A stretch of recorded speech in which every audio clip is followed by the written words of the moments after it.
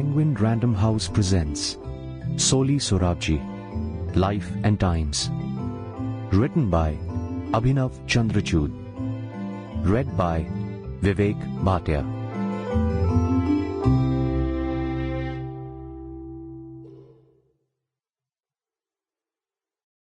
To Radha, for reminding me that love is an ever-fixed mark that looks on tempests and is never shaken. Chapter 1. The Last Soliloquy. How does a Parsi lawyer, deeply influenced by the principles of Roman Catholicism, fall in love with a Bahá'í and go on to become the Attorney General of India for a Hindu nationalist Bharatiya Janata Party BJP-led coalition government? How does a boy with a broken leg, who studied in a Gujarati-medium school and lost his father at the age of 19, go on to mount a heroic defense of the Janata government's decision to dissolve Congress state legislatures in the Supreme Court in 1977?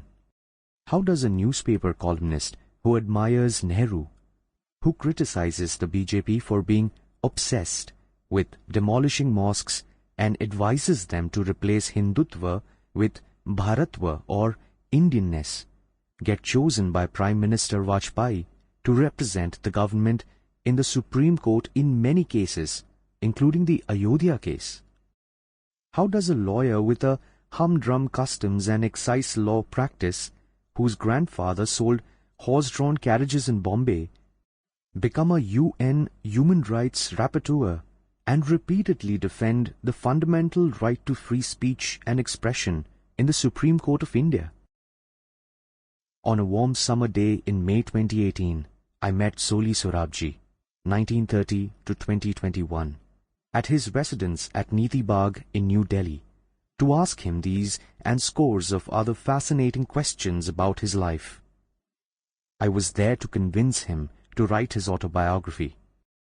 Equipped with my cell phone, on which I recorded around 6 to 7 hours of my conversations with him, with his permission, over the next several days, I had hoped to put together a preliminary draft of an autobiography for Sorabji, which he could then build upon, edit and publish.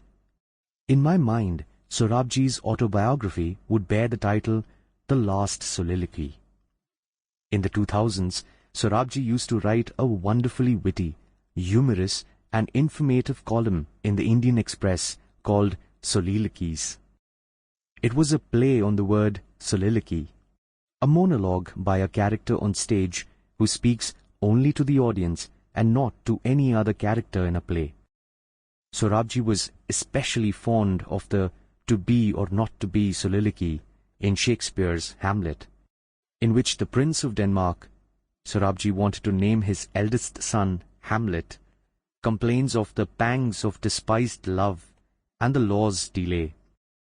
In his column, Sorabji spoke directly to us, the readers, and not only to the world of courts, judges and lawyers, of which he was a part.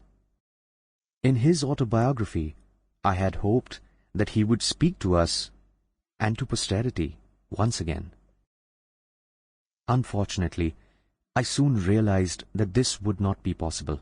While Sorabji had an excellent memory for the things that had happened to him in the early stages of his life, his Jesuit teachers at St. Xavier's College, the lawyers and judges he encountered at the Bombay High Court in the 1960s, the poems of Wordsworth and Shakespeare that he had read as a child, his memory was not as sharp for the relatively recent past. When I asked him about the politician L.K. Advani, for instance, he told me about Hochchand Advani instead, a generous lawyer who had a chamber alongside his at the Bombay High Court in the early 1970s. This book is, therefore, a modest replacement for the autobiography that never was. In it, we will see how Sorabji's grandfather, Hormasji, made a fortune selling imported horse-drawn carriages and cars in Bombay, how Sorabji left his Gujarati-medium school at the age of 12 and developed a fondness for English literature and Roman Catholicism in Father Bonnet's class at St. Xavier's College, and how he permanently damaged his leg in a motorcycle accident at the age of 18 and lost his father a year later.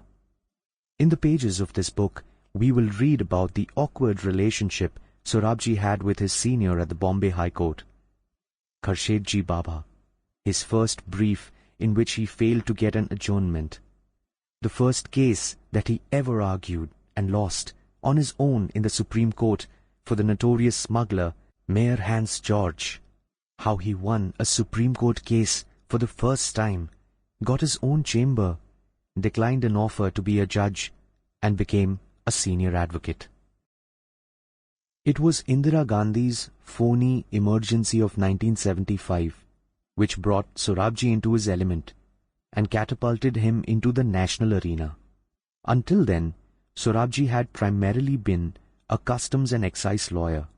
The emergency transformed him into a defender of citizens' rights. He began appearing in many criminal cases for perhaps the first time in his career. Preventive detention cases where he asked the courts to release Indira Gandhi's political prisoners. He mounted a heroic defense of free speech in the Freedom First case in the Bombay High Court, and saved many pieces of journalism from the ruthless scissors of the censor. Realizing that copies of anti-government judgments were barred from being published during the emergency, he subversively wrote a book with the only intention that his readers would get to read the pro-free speech judgments that were set out in the book's appendix. He joined the board of directors of the Statesman and fought the government's secret instructions that no government company should advertise in that newspaper. As the additional Solicitor General and later Solicitor General for India with the Janata government from 1977 to 1980, Sorabji played an important part in the Janata government's policy of dismantling Indira Gandhi's emergency-era excesses. He successfully defended the government's decision to impose President's rule on 9 Congress state governments. He helped defend the government's decision to impound the passport of Maneka Gandhi, Indira Gandhi's daughter-in-law, so that she could not avoid attending the various judicial commissions that had been set up to investigate her family's alleged misadventures. In the Kissa Kursi Ka case, he called Sanjay Gandhi the personification of untruths to his face in open court. At the same time, Sorabji started appearing in intellectual debates on a unique new medium, television, and was called a scintillating media star by the Times of India. He became an internationally known figure and was invited to attend events in New York and Geneva.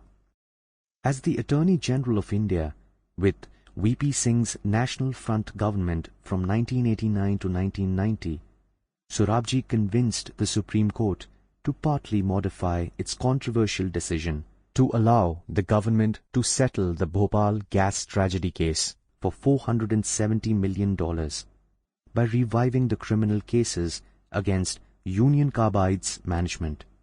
He set a very high bar for himself, promising that he would never be the mere mouthpiece of the government. Sorabji was never seen as a political partisan. Vajpayee's BJP decided to pick him as the Attorney General despite the fact that he had successfully argued cases which the BJP was ideologically opposed to. Example, a free speech case concerning the famous television show Tamas that the BJP wanted to ban. Though this book is a biography, it is not an obituary or eulogy for Sorabji. In fact, Sorabji was against falsely praising and lying about people after they are no more. Obituary references to the departed soul he once wrote in the pages of the Indian Express are the most common form of lying in public. It is unkind to speak ill of a person who is dead and gone, he added. But is it necessary to discover hidden talents and imaginary virtues in the deceased? This book will not try to conceal Sorabji's flaws or whitewash. Sample complete. Ready to continue?